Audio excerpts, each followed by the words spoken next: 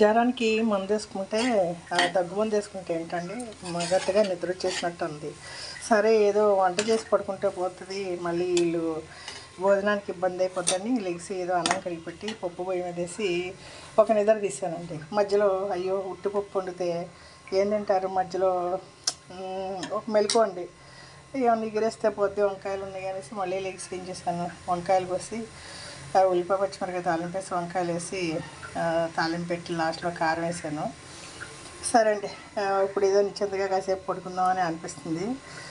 మనం మన పనులు మనం చేయకుండా పడుకుంటే నిద్ర పట్టదండి. చాలామంది ఉషో అష అని చిన్న చిన్న వాటికి ముసుగులేసి తన్ని పెట్టి పడుకుంటారు. మనకి ఒంట్లో బాగపోయినా ఇంట్లో వాళ్ళకి ఏమైనా ఇబ్బంది అవుతుంది అనేసి ఆ టయానికి అన్నీ చేసేసి మన విషయం మనం పక్కన పెట్టేస్తామండి. ఇంట్లో ఆ టయానికి వాళ్ళకి అది చేయాలి ఇది చేయాలి అనేసి అనుకుంటూ ఉంటాం. నేను అదే అనుకుంటాను, మనం ఒకరోజు కూడా ముసుగు పెట్టి పడుకోవడం, అందరూ వాళ్ళ టైం వాళ్ళు స్పెండ్ చేస్తారు, రెస్ట్ కావాలంటే తీసుకుంటారు అనిపిస్తూ ఉంటుంది. అది మానసిక స్థితిని బట్టి అండి.